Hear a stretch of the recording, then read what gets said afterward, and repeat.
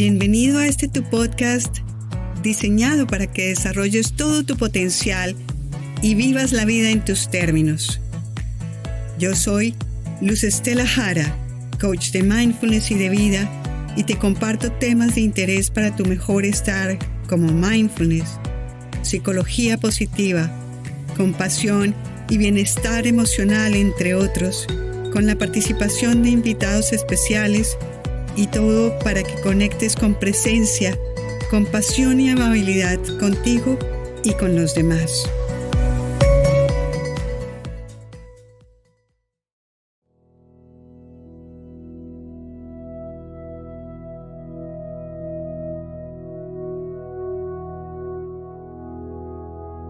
Hola, estimados oyentes, muchísimas gracias por su presencia nuevamente en tu programa. Hoy con la presencia de Flori Rur. La semana pasada estuvimos en esa grata compañía hablando de resiliencia y hoy vamos a hablar de mentalización, que es un poco esa parte de cómo fortalecer la resiliencia y también traer y amplificar el tema de mindfulness.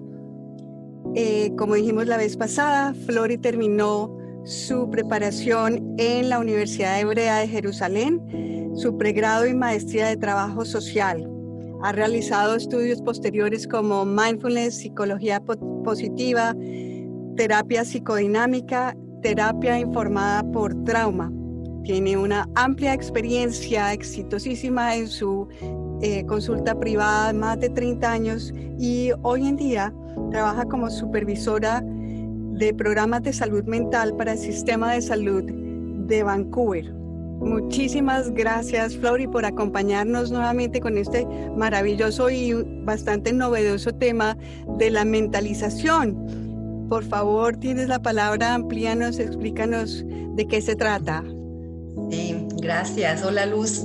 Aquí de nuevo contenta de estar contigo y con todos los oyentes. Hoy el tema que les quiero presentar, como dijiste, es el de la función reflexiva o mentalización, que voy a usar los dos términos intercaladamente. Mira, y suena algo elegante, pero en verdad es una función que usamos todo el tiempo. Es más para pensarlo que hacerlo todo el tiempo automáticamente. Digamos, si yo llego y tiro algo al piso, para dar un ejemplo, tú podrías más o menos leer en mi forma de haberlo hecho si fue algo que hice de aposta o si fue un accidente. Entonces no tuviste que preguntarme, sino más o menos pudiste leer en mí la intención de algo que acaba de pasar. Entonces, esto es lo que hablamos de intencionalidad. Siempre tenemos momentos en que nos preguntamos ¿por qué pensamos así? ¿Por qué actuamos así? ¿Por qué reaccionamos así? ¿O por qué el otro pensó, actuó o reaccionó de esa forma? ¿Por qué me ofendí por algo que fue a lo mejor tan pequeño? ¿Por qué hay malentendidos entre las personas? O sea, tanto por entender. Ajá. Ahora, el término de función reflexiva o mentalización es Peter Fonagy. A mí personalmente me encanta su trabajo. Y pienso que personas con buena capacidad de mentalizar son las personas que tienen mejor salud mental y tienen mejores relaciones con los demás y tienen capacidad de ser resilientes, que fue parte de lo que hablamos la vez pasada y que hace que uno tenga esa capacidad. Nosotros somos seres sociales y como tales dedicamos consciente o inconscientemente mucho tiempo en nuestros esfuerzos de tratar de entendernos a nosotros mismos y entender a los demás. Nosotros lo que tratamos de entender son más que todo estados mentales. ¿Y qué son estados mentales? Son intenciones, sentimientos, pensamientos, deseos y creencias, para dar sentido a lo que a nosotros nos está pasando y lo que le está pasando a los demás, y entender nuestras acciones y las acciones de los demás. También usamos ese entendimiento para anticipar las acciones de los demás. Como digamos, si veo una persona que está gritando y sulfurada, creo que mejor no me voy a acercar a esa persona. De acuerdo, sí. ¿sí? Porque voy a poder leer de que no es buen momento, de que algo está pasando y puedo anticipar que si yo hago algo así, como acercarme en ese momento, puede la persona hacer algo que yo no voy a querer. Entonces, eso me va a servir. Este es un proceso que requiere el uso de la imaginación, porque es como conceptualizar esto que yo dije antes, intenciones, sentimientos, pensamientos, deseos y creencias en mí y en la otra persona. Entonces, ahora quiero más o menos hablar de los términos de que Fonagy, él dice la diferencia entre mentalización, que es lo que estamos hablando hoy, correcto. Empatía, que es un término que muchos conocemos y lo usamos bastante, mindfulness, que es lo que tú haces acá y haces en tu programa, y otros procesos cognitivos.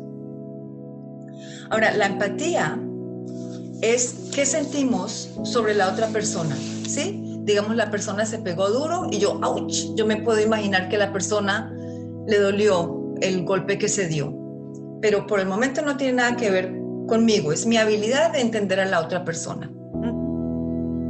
Mindfulness es el estado mental en relación a nosotros mismos, ¿sí? Y por eso es que cuando basamos prácticas de mindfulness, pensamos cómo nos sentimos, qué hacer para calmarnos, cómo meditar, es yo conmigo. Y los procesos cognitivos tienen que ver más con el conocimiento, ¿sí? ¿Cuál es mi sistema de creencias? ¿Cómo entiendo algo en la vida? Son esos procesos. Y la mentalización es todo lo nombrado, mezclado.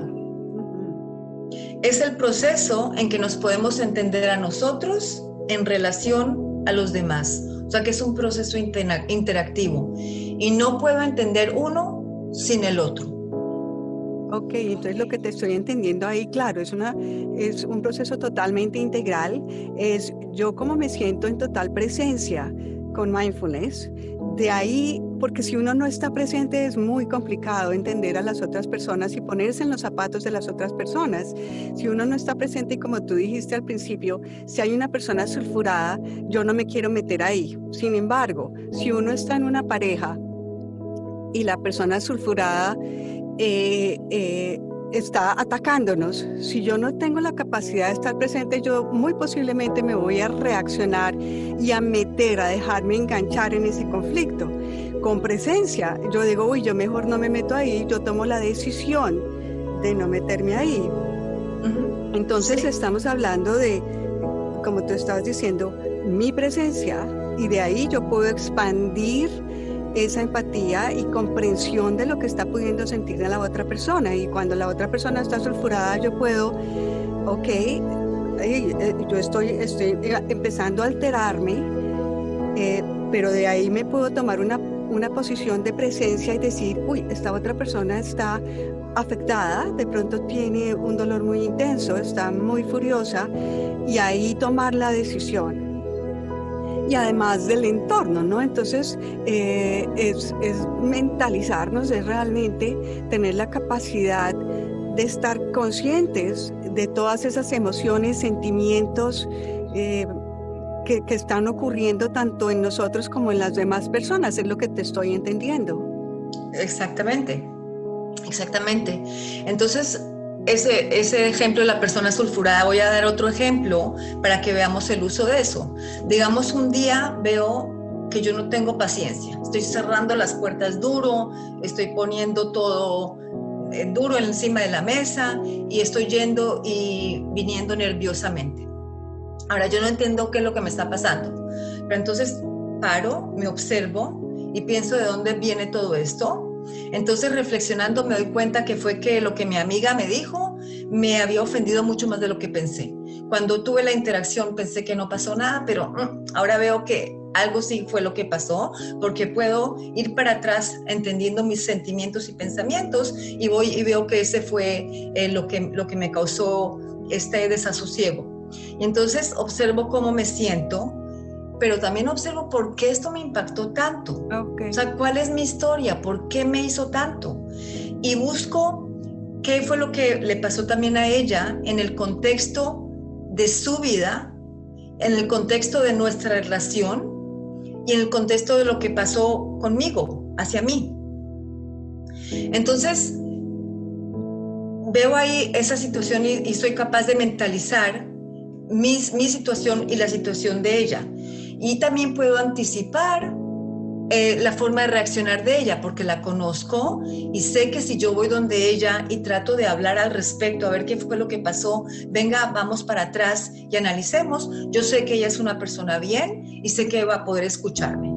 Entonces voy a ir donde ella y lo voy a hacer. Puede ser que hayan otras personas de que yo decida, esta persona en este momento está totalmente cerrada, no es buen momento, pero voy a usar lo que yo conozco para poder anticipar sus acciones y sí voy a ir a hablar con ella. Entonces, trato de considerar las intenciones y emociones que subrayan y basan las acciones y comportamientos míos y de la otra persona. Entonces, entender los procesos emocionales usando esta reflexión es lo que Fonagy y sus colegas llaman mentalización. Fonagy introdujo el concepto de funcionamiento reflectivo, que como dije antes, para tratar de entenderlo bien, se define como la capacidad de imaginar estados mentales en uno mismo y en los demás. A través de la capacidad de reflexión desarrollamos la habilidad de entender nuestros propios comportamientos y los comportamientos de los demás, siendo estos intentos de comunicar estados mentales internos. Si digamos yo llegué y me molestó algo y tiro el vaso, es porque algo me pasó por dentro y estoy tratando de comunicarlo. No efectivamente. Correcto. O sea, no efectivamente, eso tocará ya después, eso ya sería otro capítulo que habla de límites o que habla de estilos de comunicación, pero hay un estado mental, hay un sentimiento, un pensamiento, algo que fue elicitado en mí y entonces eso es lo que yo estoy tratando de comunicar. Como Fonagy lo describe, la función reflexiva es la capacidad de dar sentido a mí mismo y al otro. Otro ejemplo para hacer más tangible, un ejemplo que creo que nos pasa a muchos. Digamos, entiendo que mi hijo no se pudo alegrar conmigo cuando yo le dije que me iba a ir de viaje. Yo quería que él se alegrara conmigo, yay, una cosa rica que me pasa para mí, pero él no va a poder hacerlo, porque entonces lo que pasa es que él lo que pensó es, uy, me voy a quedar solo. Ahora, si yo soy una persona que solamente me veo a mí, voy a pensar que él es un egoísta que no se puso feliz de que yo me voy de viaje. Pero si lo veo en el contexto de nuestra relación y en mi habilidad de entenderlo a él, yo voy a saber de qué fue que él va a tener miedo de estar solo. Entonces vamos a hablar de esto, vamos a poner su necesidad primero y después quizás él va a ser capaz de ponerse contento de que yo me voy de paseo. Claro, porque entonces se hace consciente de ese sentimiento y no se trata de esconder. Y aquí me parece supremamente valioso este punto en la medida en que, como hablábamos y hablabas tú de los conflictos que hoy tenemos a nivel mundial, entonces podemos entender que nosotros ni nadie tiene en realidad la última palabra. Es simplemente una forma de vista, una perspectiva de la que yo estoy en mi posición, pero si podemos abrir ese espacio y entender lo que está sintiendo o pensando la otra persona, y la mejor forma es a través de la comunicación, es un don que nos dieron al ser humano para poder, oye, mira, esto es lo que yo estoy sintiendo, y poder entender, mira, es que yo no quiero que tú te vayas porque es que me voy a quedar solo, y así nos entendemos. Y podemos validar cada uno de los sentimientos y no ahondar en que tú eres un egoísta, tú eres un descarado, nada, ni al contrario, sino que nos ponemos en el mismo nivel, en un nivel realmente mucho más alto, menos reactivo y menos primario. Y aquí hablaste de temas que son importantes y cada uno puede ser un capítulo completamente vasto, ¿sí? De que es la comunicación y el otro que hablaste es también de la validación y vamos a hablar de esto también. Entonces, el proceso es de imaginación Yo tengo a la persona en mi mente y me imagino sus estados mentales para entenderlos. Fue que dice, y a mí me encanta esa palabra, es vernos por fuera, cómo el otro me vio, qué mensaje fue el que yo di, y ver al otro por dentro. Ajá. ¿Qué fue lo que lo llevó a hacer lo que hizo? Y qué estado mental tuvo para lo que hizo, ¿sí? Vernos por fuera y ver al otro por dentro. ¡Qué lindo! Sí. Y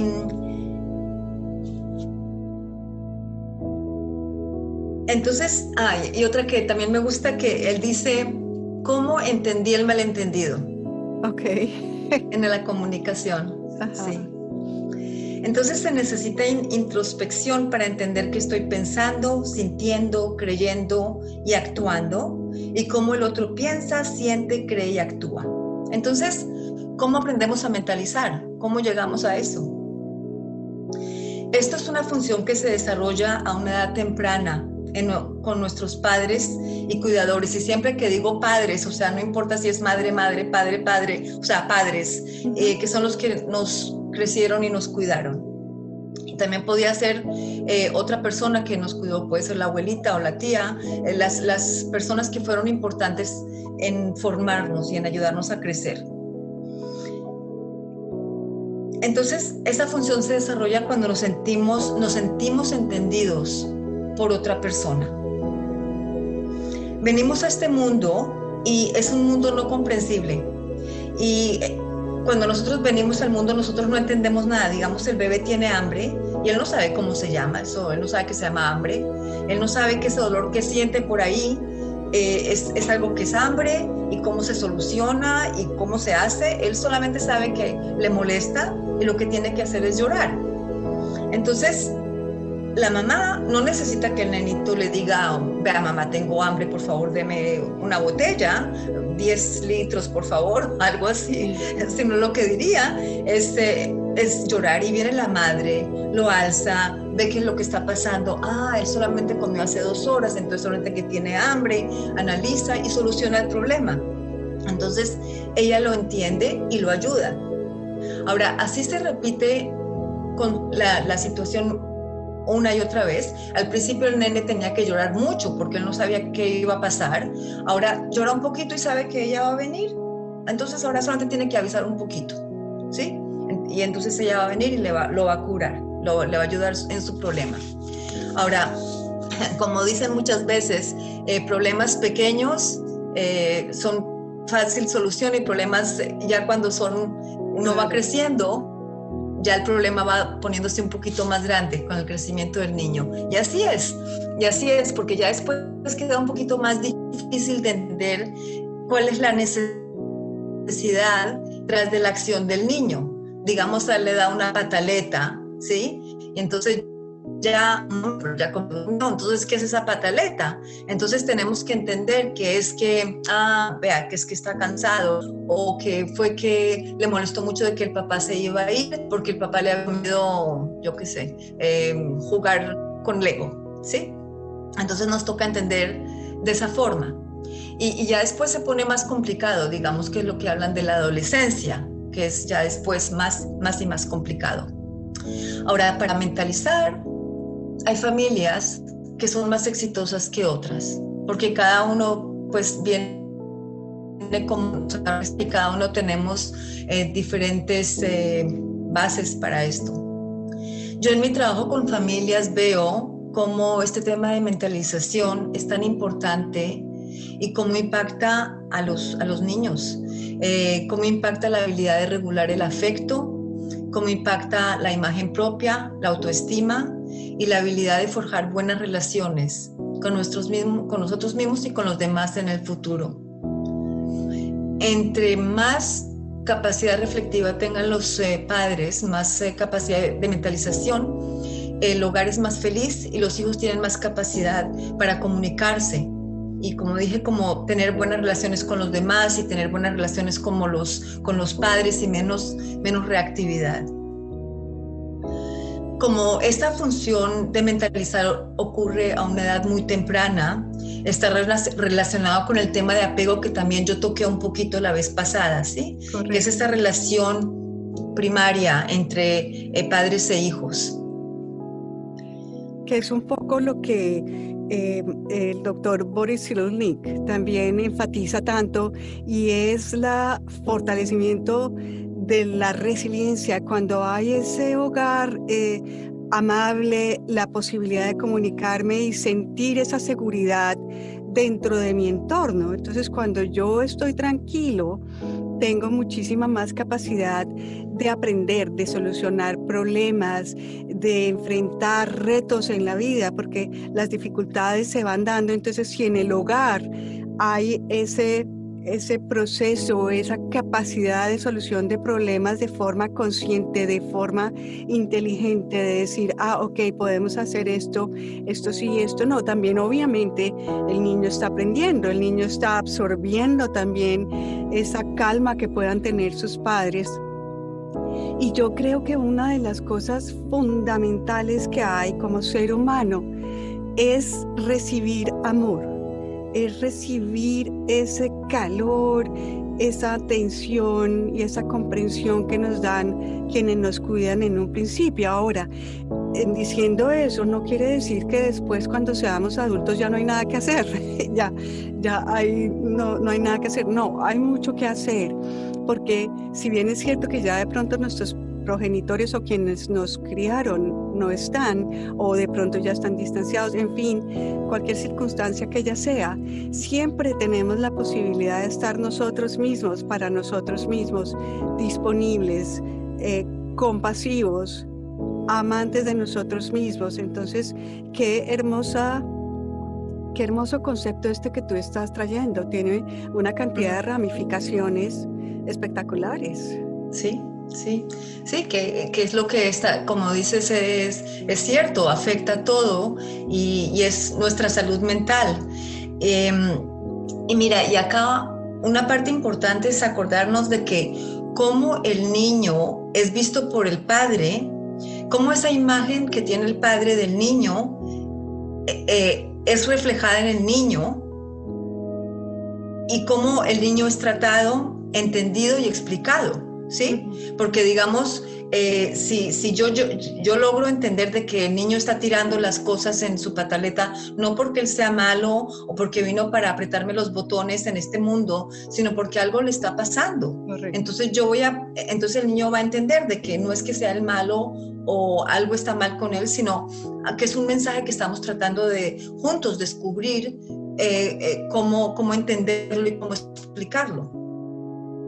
Entonces, un ejemplo de eso es cuando viene un niño, digamos un niño de 2,5 años o algo así, con un vasito de agua, ¿sí?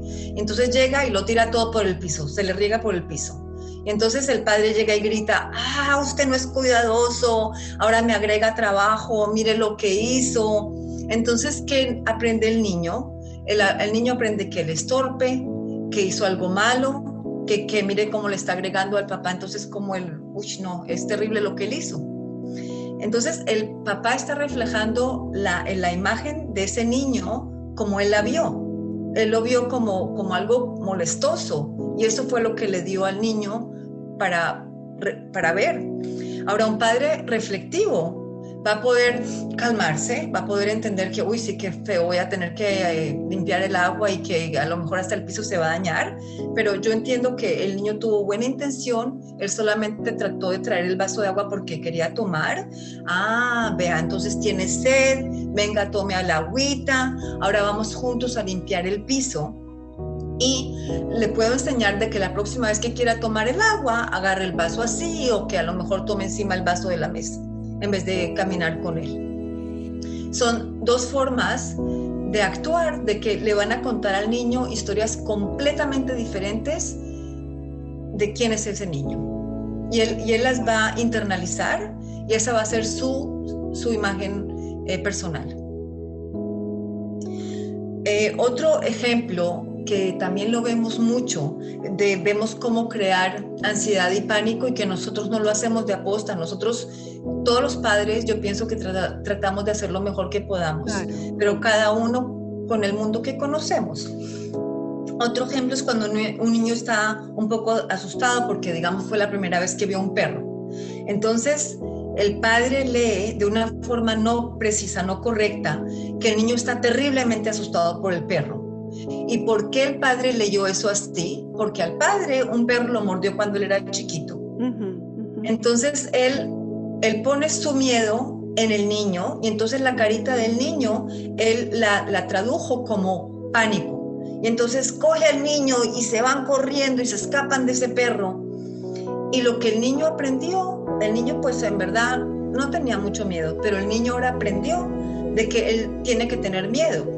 El niño confunde su estado mental de un poco de sorpresa con pánico.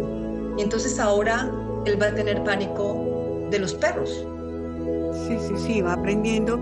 Y es que esas son de las cosas muy importantes de tener en cuenta para nosotros los padres, de que uno primero es el responsable de sus hijos y no los hijos de uno, que uno es el que se tiene que poner, ok, yo soy la responsable aquí, yo soy la adulta, y no el niño me tiene que complacer o tiene que hacer las cosas bien para mí. Y dos, y es los hábitos que estamos formando a través de ese tipo de informaciones, porque entonces cuando se repite otra vez ya viene, caray, se va formando un patrón, entonces yo tengo que tener miedo y se van volviendo estos rasgos de la personalidad, de ansioso, de yo soy miedoso, de yo soy tímido, etcétera.